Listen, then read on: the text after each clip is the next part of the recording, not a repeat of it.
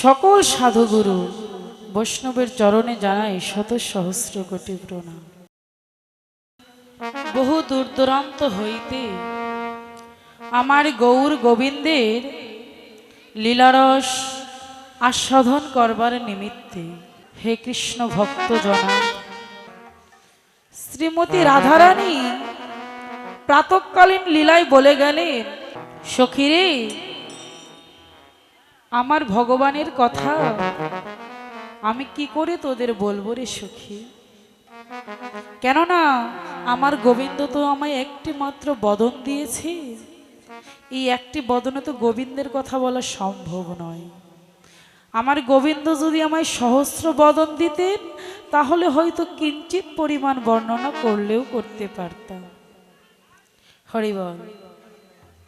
এমনকি মহামুনি ব্যাসদেব, এই ব্যাসদেবও এই গৌর গোবিন্দের কথা লিখে শেষ করতে পারেনি, সম্ভব নহে। ব্যাসদেব যখন বেদকে 4টি ভাগে ভাগ করলেন, কি ঋগ্বেদ, সামবেদ, যজুর্বেদ, ওই অথর্ববেদ, শেষে একটি ইতি কথা লিখে দিলেন। ইতি মানে কি গো বাবা? শেষ। যখন ইতি কথাটি লিখে দিলে, ব্যাসদেবের গুরুদেব ছিলেন নারদ মুনি, তাই না? নারদ মুনি চিন্তা করলেন, ব্যাসদেব আমার শিষ্য, সন্তানের সমতুল্য। আমার ব্যাসদেব যদি কোনো অন্যায় করে, যদি অহংবোধ তৈরি হয়, সেটা মোচন করার দায়ভারটাও আমার হয়ে যায়। ব্যাসদেব চিন্তা করলেন, আমি তো ভগবানের কথা লিখে শেষ করেছি, তাহলে আমার আর সাধন ভজন করতে হবে। এখন যাই। ব্যাসদেব চলে গিয়েছে সমুদ্র তটে, বৃক্ষের নিচে বসে সাধন ভজন করছে। কিন্তু বাবা, মনে যদি অহংবোধ থাকে তবে তোই আমার গোবিন্দের সাধন ভজন হয়। নারদ মুনি একটি চড়ুই পাখি রূপ ধারণ করলেন। ধারণ করে ব্যাসদেব যেখানে সাধনা করছে, নারদ মুনি ওখানে একবার বালি মাখছে, আবার গিয়ে সমুদ্র তটে স্নান করছে, আবার কুলে আসছে, বালু মেখে আবারও স্নান করছে। যখন এইরকম দৃশ্যটি কয়েকবার দেখলেন, ব্যাসদেব তো পশু পাখির কথা বুঝতে পারতেন, তাই না বাবা? ব্যাসদেব ডাক দিয়েছে, চড়ুই, ও চড়ুই, তোমার হইছেটা কি? চড়ুই পাখি বলছে, কেন? বলছে, তুমি একবার বালি মাখছো, আবার সাগরে গিয়ে স্নান করছো। ব্যাসদেব বলছে, তোমার এই কারণ দেখে আমি তো হতভাগ হয়ে যাচ্ছি। চড়ুই পাখি বলছে, ব্যাসদেব, আমার মনে বড় স্বাদ জেগেছে, আমি এই ঠোঁটের বালি দিয়ে এই অথই সাগরকে বেঁধে ফেলব। ব্যাসদেব বলছে, মূর্খ চড়ুই, সামান্য ঠোঁটের বালি দিয়ে কি কখনো এই সাগরকে বাঁধা যায়? চড়ুই পাখি রূপধারী নারদ মুনি বলছে, আমি যদি মূর্খ হই তুমি তো আরো মূর্খ। বলছে, কেন? বলছে, তুমি যদি সামান্য মানুষ হয়ে একটু পাণ্ডিত্য অর্জন করেছো বলে তুমি গৌর গোবিন্দের কথা লিখে শেষ করতে পারো, আমিও আমার ঠোঁটের বালি দিয়ে এই বিশাল সাগরকে বেঁধে ফেলব।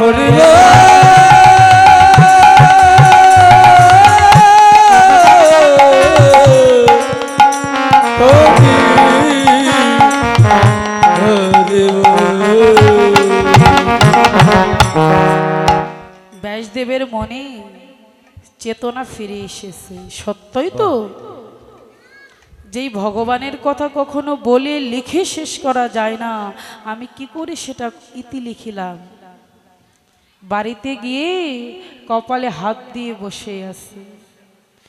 চড়ুই পাখি রূপ ত্যাগ করে নারদ মনের রূপে এসে বলছে, ব্যাসদেব তুমি তো অনেক গ্রন্থ লিখলে, এবার একটু প্রেম ভক্তি দিয়ে গ্রন্থ লেখো।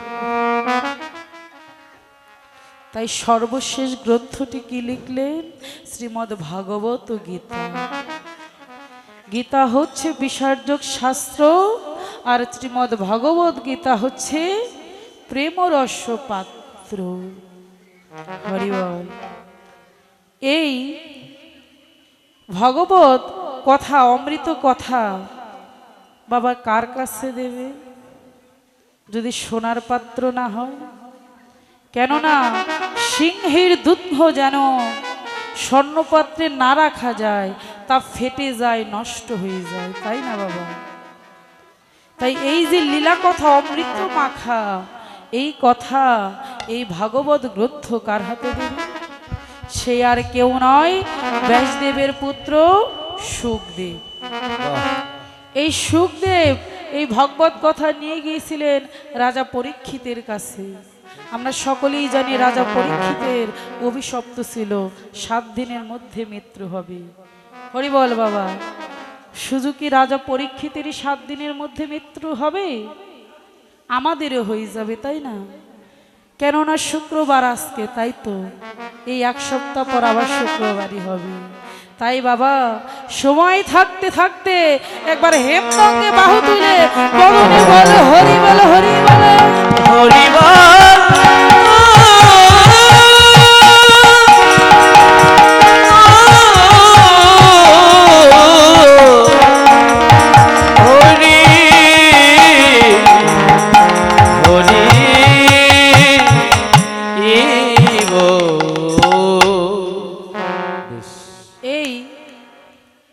রাজা পরীক্ষিত যখন শুনেছিলেন 7 দিনের মধ্যে মৃত্যু হবে, তখন বিষয় বাসনা পরিত্যাগ করে হরি নামের ভিক্ষার ঝুলি কাঁধে নিয়ে ছুটে বেরিয়েছিলেন। গিয়েছিলেন কোথায়? হরিদ্বার। সেখানে গিয়ে দেখতে পেল এইরকমই ভক্ত সঙ্গ হচ্ছে, ভাগবত কথা পাঠ হচ্ছে। পারিষদ ভক্ত দেখলেন রাজা এসেছে, সিংহাসন এনে বসতে দিয়েছে। রাজা পরীক্ষিত বলেছিল, বিষয় থাকিতে কৃষ্ণ ধন নাহি হয়। আমি বিষয় ত্যাগ করেছি, আমি এইখানে তোমাদের সঙ্গে বসে হরি নাম শ্রবণ করে আমার এই প্রাপিত পরাণ শীতল করব। হরি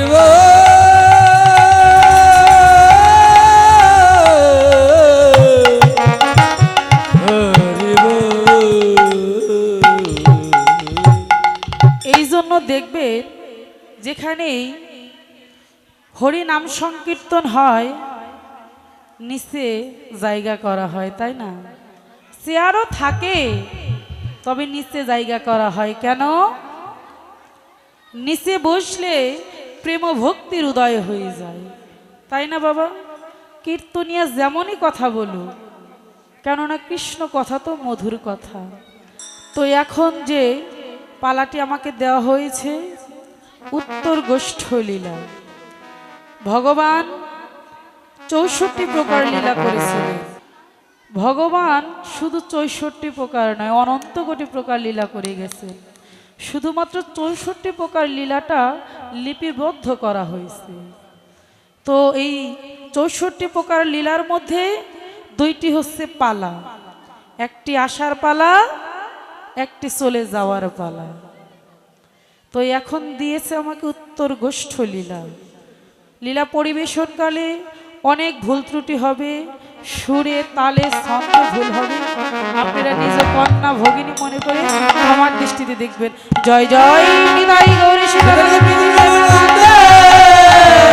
হরি হরি হরি বল।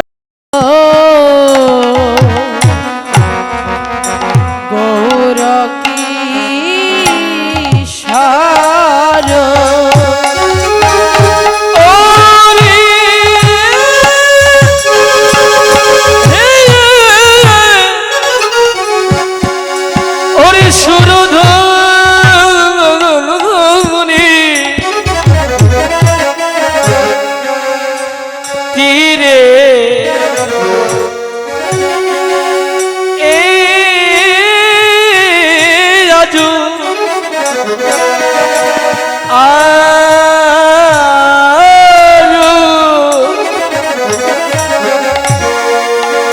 ওরে আমার গৌর কি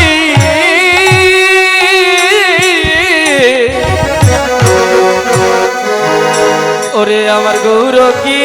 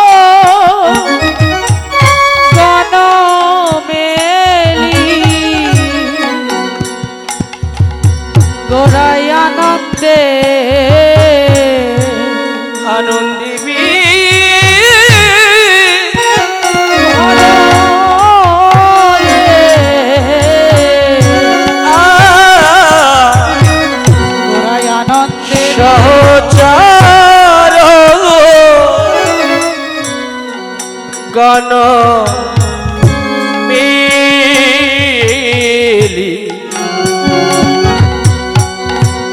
গৌর আমার আনন্দে ঘরে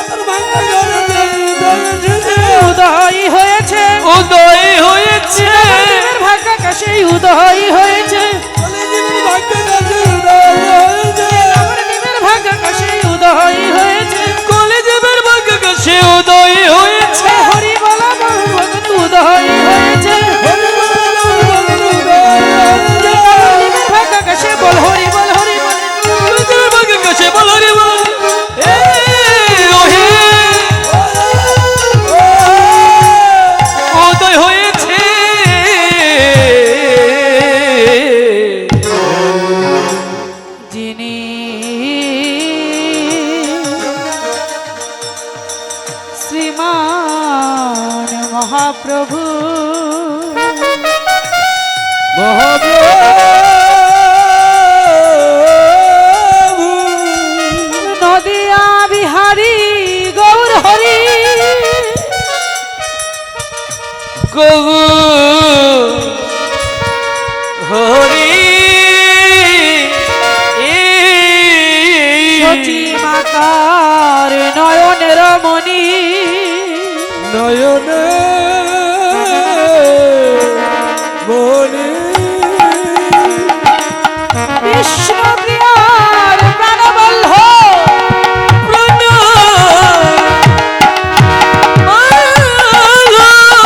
ভক্তাদিনের ভগবান আর এই বিশ্বনীতি ব্রহ্মাণ্ডের দান কর্তা প্রাণ করিতা আজ যেন বোঝভাবে ভাবিত হয়ে ভাবিত হই ওই সুরধ্বনি গঙ্গার কুলে গঙ্গা কুলি হরি হরি হরি বলে বলে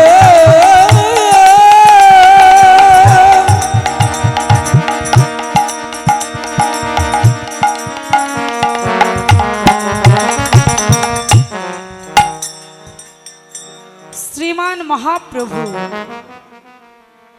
নদিয়া বিহারী গৌর হরি ভক্তাদিনের ভগবান সচী মাতার নয়নের মণি বিষ্ণুপ্রিয়ার প্রাণবল্লভ আজ যেন বোঝভাবে ভাবিত হই আমাদের মতো কলিযুগের কলির জীবকে উদ্ধার করবার জন্য ওই সুরধ্বনি গঙ্গার কোলে হেমদঙ্গে বাহু তুলে বদনে হরি হরি বলে হরি বল উত্তর গোষ্ঠ লীলা সকালে হয়েছে প্রাতকালীন লীলা তারপরে হয়েছে কি লীলা গো বাবা আর একটা নাম আছে পদাবলী ভাষায় পূর্বাহ্নকালীন লীলা তারপরে যেটা হলো মধ্যাহ্নকালীন লীলা বা সূর্য পূজা আর এখন যেটা পরিবেশন করব অপরাহ্নকালীন লীলা উত্তর গোষ্ঠ লীলাও বলে ফেরত গোষ্ঠ লীলাও বলে হরি বল বাবা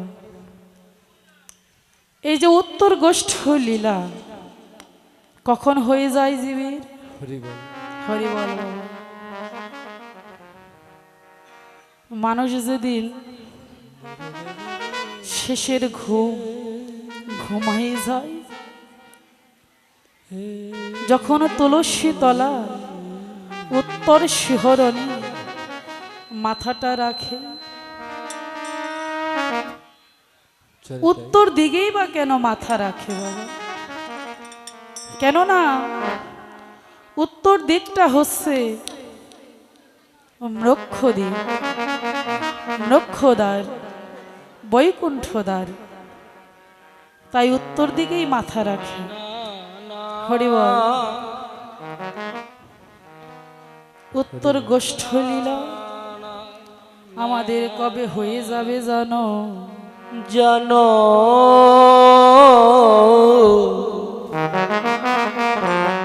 কবে হবে জানো যেদিন তুলসী তলা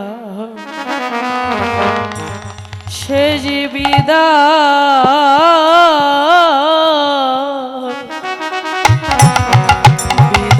বেলা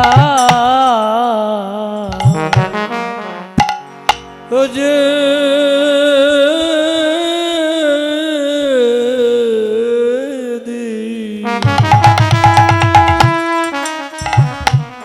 হবে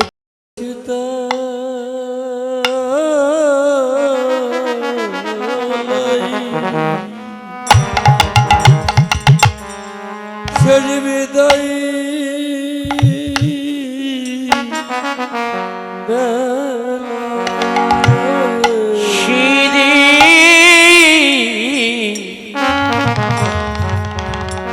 সেদিন তুল তুলসী তলা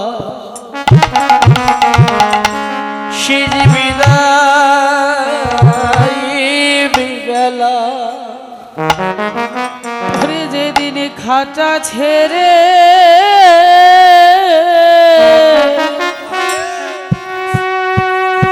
ওরে খাঁচা ছেড়ে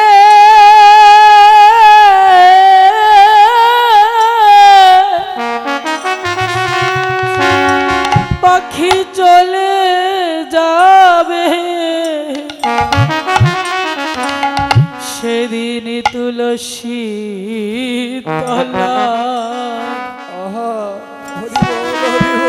সে যে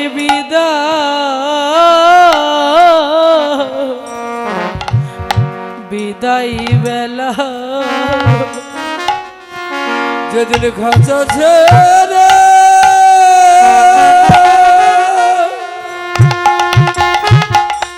খাঁচা ছেড়ে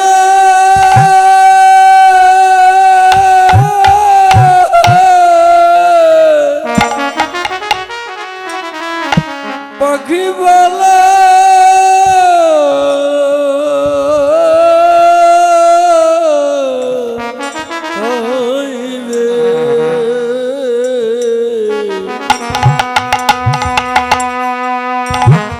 সেদিন তুলসী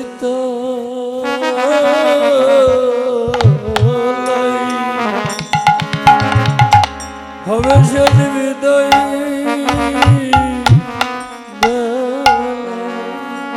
যেদিন খাঁচা ছিড়ে হরিবল হরিবল ওরে খাঁচা ছিড়ে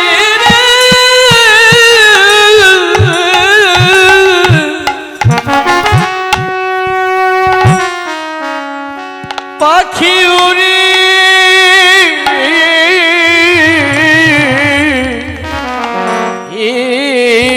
যাবে সেদিন তুলসী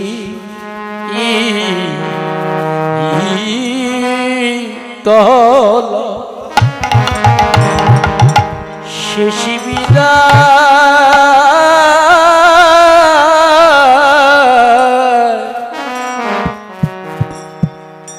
বিদায় বেলা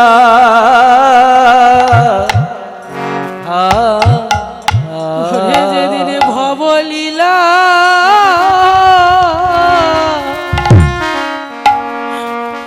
ওরে যেদিন ভবলীলা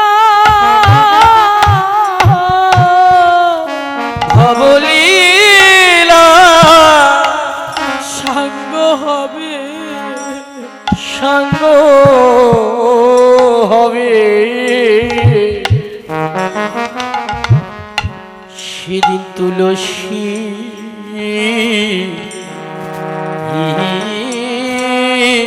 তলা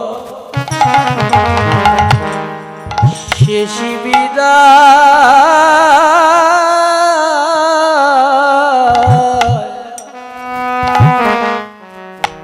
বিদায় বেলা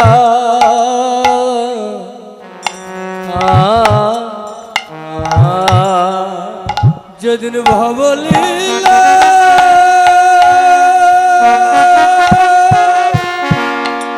ওরে ভবলীলা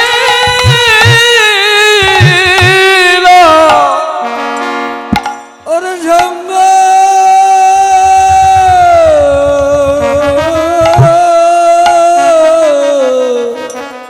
হবে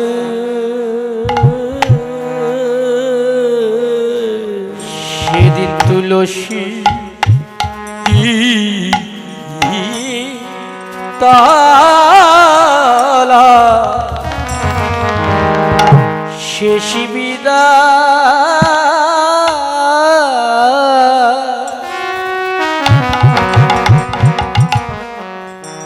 বিদায় বেলা ওরে যেদিন পাখি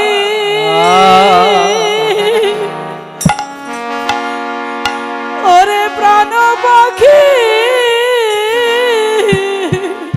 প্রণবাগী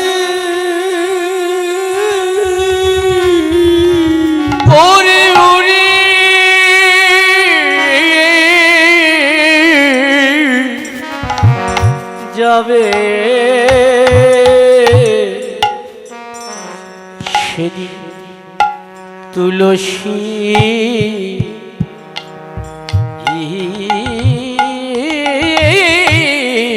তল শেষ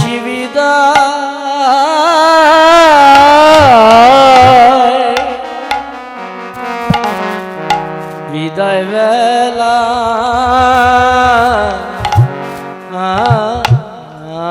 ওরে যেদিন ভাই বলো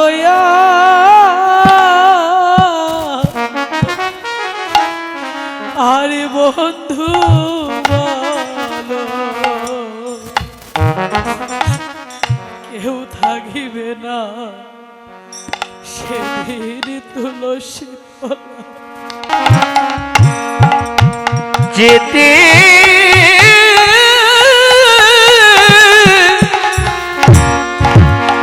যেতে হবে সেই তো সঙ্গে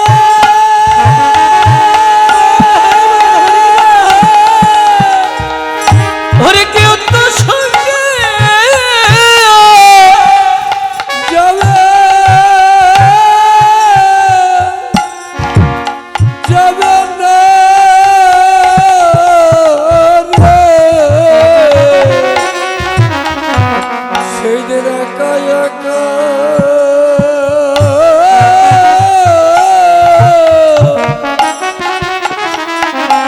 যেতে যেতে হবে। সেদিন কেউ তো সঙ্গে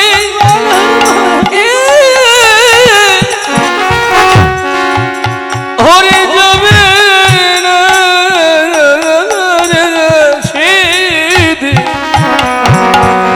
সেদিন একা একা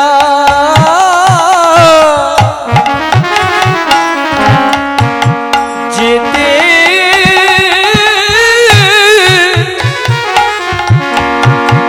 যেতে হবে ওরে যেদিন জীবাত মায়া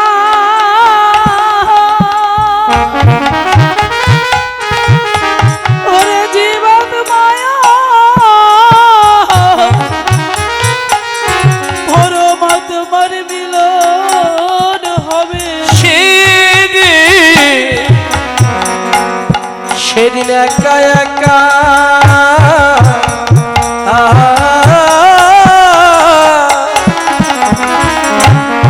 যেতে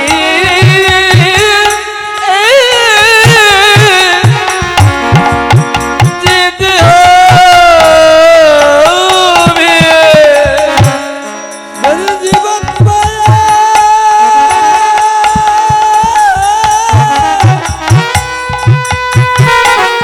পরমাত্মার মিলন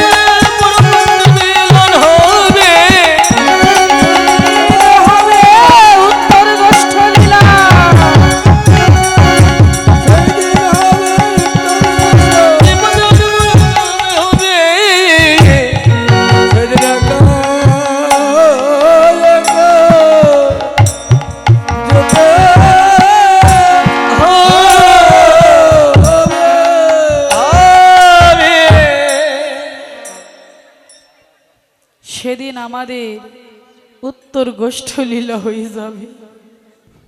হরিবল, সেদিন উত্তর গোষ্ঠ লীলা হয়ে গেলে এই তো ওই যে শ্মশানেই আনবে বাবা।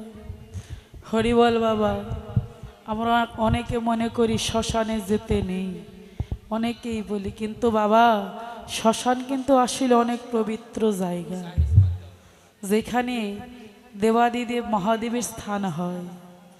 এই যে দেবাদিদেব মহাদেব, তিনি কেন শ্মশানে থাকে? ছাই ভস্য মাখে, তাই না বাবা? ছাই ভস্য কি সবার ছাই ভস্যই মাখে? সকল মরা লাশের ছাই ভস্য কি আমার ভোলা মহেশ্বর মাখে? শ্মশানে কেন থাকে? কারণ শ্মশানে যাকে নিয়ে যায় সেখানে হরি বল বলে। ভোলা মহেশ্বর যে হরি ভক্ত, একমাত্র এই পৃথিবীর বুকে এমন একটা জায়গা, হরিনাম ছাড়া কেউ ওইখানে যায় না। হরি বল। তাই বাবা এই শ্মশান, আজকে এই শ্মশানে যে কীর্তনটি দিয়েছে কমিটির দাদারা কাকারা অনেক কষ্ট করে, আমি আশীর্বাদ করি, আপনাদেরকে অনুরোধ করব এই মহতী অনুষ্ঠানটা যেন কোনো কারণে ভেঙে না যায়। হরিবল, সবাই এমনি ভাবে প্রতি বৎসর এই শ্মশানে, এই মন্দিরে সকলে একত্রিত হয়ে এইভাবেই যেন হরিবাসর হয়। নিতাই গৌর হরিবল।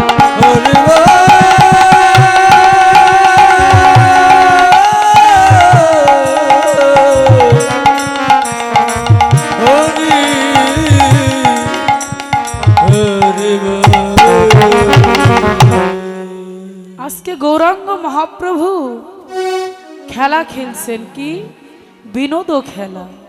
বিনোদ মানে কি গো বাবা? নতুন খেলা। এই নতুন খেলা খেলছে কোথায়? সুরধনী গঙ্গার কুলে। সুরধনী গঙ্গার কুলে কেন খেলছে? আমাদের একটু ত্রেতা যুগে যেতে হবে। যেদিন প্রভু রামচন্দ্র আর লক্ষণচন্দ্রকে নিয়ে বিশ্বামিত্র মুনি যাচ্ছিলেন, যখন যাচ্ছে নদী পার হতে হয়, নদীতে যখন উঠবে, এদিকে আমরা সকলেই জানি মাতা অহল্যা সতী প্রভু রামচন্দ্রের পাদপ্রস্যে মানবী হয়েছে। যখন এই কথাটা মাধব পাটনির স্ত্রী, বোকা মানুষ তো, যখন শুনতে পেল, ভাবলো এই রামচন্দ্র যদি আমাদের নৌকায় পারাপার হয়, যদি আমাদের এই কাষ্ঠের নৌকাটা স্বর্ণ হয়ে যায় বা মানুষ হয়ে যায়, তাহলে আমাদের কি গতি হবে? আমি যে দিন ভিখারি, দিন আনি দিন খাই। যখন নৌকায় চড়বে, তখন মাধব বলছে, মনিবর তোমাকে তো আমি চিনি, কিন্তু তোমার সঙ্গেই ওই দুটি কে? মনিবরও বলেছে, বোকা মাধব, তুই এই মনিবরকে চিনিস না? তুই এই দুইজনকে চিনিস না? এটা যে রামচন্দ্র আর লক্ষণ ঠাকুর। বলেছিল রামচন্দ্র, ঠিক আছে মনিবর, আমি তোমাদের আর পার করব না। বিশ্বামিত্র মুনি বলেছিল, বোকা মাধব, তুই কি বোকাই রয়ে যাবি? মাধব বলেছিল, না প্রভু, মুনিবর, আমি ওই রামচন্দ্রকে যদি আমার নৌকায় নিয়ে যাই, আমার নৌকাটা যদি মানুষ হয়ে যায়, আমি যে দিন ভিখারি, দিন আনি দিন খাই, আমি কিভাবে আমি স্ত্রী পুত্র কন্যা নিয়ে চলব? বিশ্বামিত্র মনে বললে, বোকা মাঝি বোকাই রহে গে, আমাদের পার করে দিবে না।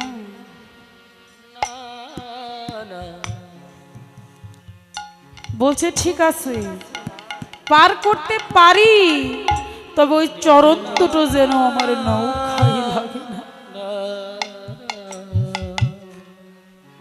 প্রভু রামচন্দ্র যখন বসেছিল বাবা নৌকার গোলইয়ের উপরে, এদিকে মা গঙ্গা দেবী উত্তাল তরঙ্গে ত্বরান্বিত হয়ে ঢেউ তুলছে ওই প্রভুর চরণ পাবার লাগে, আর বলছে, প্রভু হে, প্রভু হে, ওই চরণের লাগি আমার এই ভবে আশা, ভবে আশা, যে চরণের জন্যই আমি এই ধরা ধামে এলাম, ধরা ধাবে তুমি সেই চরণ ছাড়াই আমায় করো না। করোনা যখন বলছে চরণ ছাড়া করো না, গঙ্গা দেবী ওই চরণ দুটো ছাড়া হতে দিচ্ছে না। প্রভু রামচন্দ্র বলেছিল, মা গঙ্গা, তোমার এখনো ভজনের সময় হয়নি, আসিতেছে দাপর যুগ, কলি যুগ, আমি তোমার কুলে কুলে আমার সখাদের নিয়ে আনন্দ করে বেড়াবো। এদিকে আশীর্বাদ দিয়ে নৌকার উপর বসেছে তো লক্ষণ ঠাকুর বলছে, প্রভু দাদা, তুমি বললে মাধব তোমার ভক্ত, কোথায়? যার কোনো দীক্ষা শিক্ষা নেই, জ্ঞান নেই, সেই মাধব তোমার ভক্ত, তোমাকে নৌকায় বসতে পর্যন্ত দিল না। রাম বলেছিল, লক্ষণ রে, ভক্তর উপকারে একরকম হয় না রে, রে তুই দেখবি। দেখ, প্রভু রামচন্দ্র নামার সময় ওই চরণটাই একটু স্পর্শ করেছে, আর প্রভুর কৃপায় সোনার নৌকা হয়ে গেল কাষ্ঠের নৌকা থেকে। যখন দেখেছে কাষ্ঠের নৌকা সোনা হয়েছে, মাধব ছুটে চলে গেছে, দয়াময়, দয়াময়ী, দয়াময়, তুমি আমার নৌকা কি করে দিলে? আগুন লাগিয়ে দিলে। রামচন্দ্র বলেছিল, বোকা মাধব, ওটাই আগুন লাগেনি রে, ওটা সোনা হয়ে গেছে, আজ থেকে আর তোর কষ্ট থাকবে না। যখন বলেছে, মাধব কেঁদে কেঁদে বলে, দয়াময়, চাই না ওই সোনারে তরি, যে সোনার তরি পেলে আমার দুঃখ চলে যাবে, আজ দুঃখই আছে বলে পদে পদে আমি তোমায় ডাকি, হা কৃষ্ণ বলে কাঁদি, প্রভু রাম বলে কাঁদি। কিন্তু দয়াময়, যদি আমার অভাব চলে যায়, আমি যে তোমার নাম হারা হয়ে যাব, তুমি একবার ভুবন ভুলানো রূপে দাঁড়াও, আর তোমার ওই চরণখানাই আমার বক্ষের উপরে দাও। যে এই চরণটা বক্ষের উপরে দিয়েছে, আরে বলছে প্রভু হে দেহ তরি বুঝি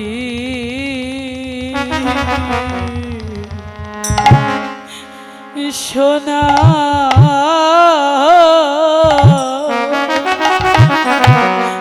সোনা হলো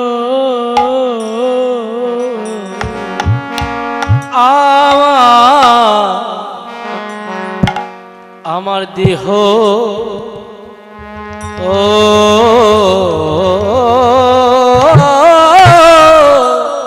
তোরি বুঝি সোনা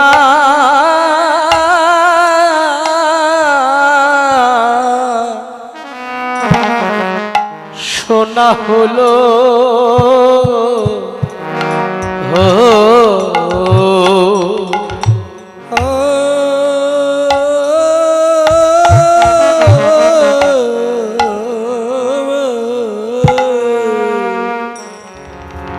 আমার দেহ তরি বুঝি তরি বুঝি শোনো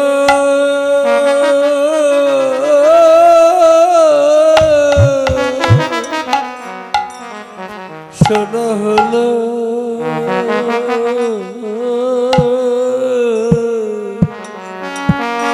আমি যেদিন শেষের দিনে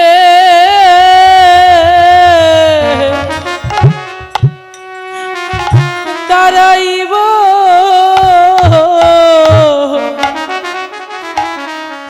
প্রভু হে তোমার চরণ ধরিতে করে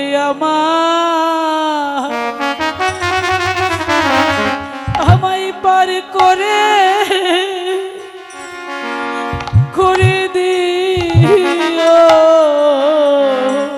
তোমার চরণ ধরিতে করে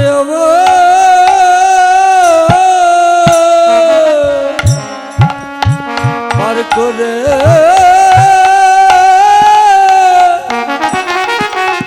পার করে দিও শিরে চরণ তলে আমার পারি করি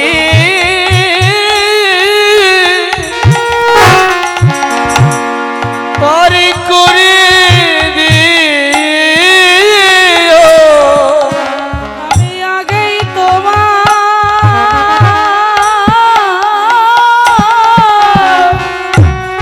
আমি আগে তোমায়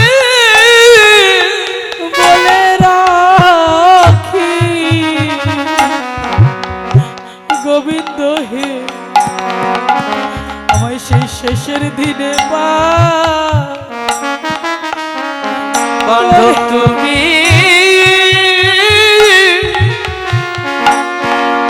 তুমি হয়ো আমি আগে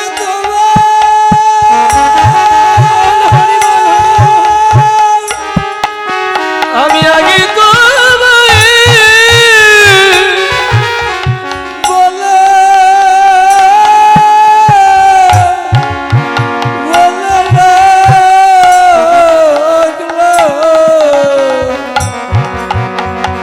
আমার শেষের দিনে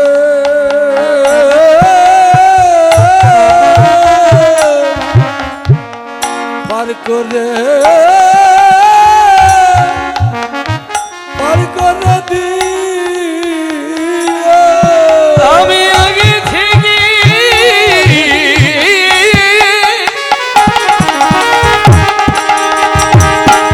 আমি আগে থেকে তোমায় বলে দিলাম সেদিন চরণ ধরে আমায় পার করি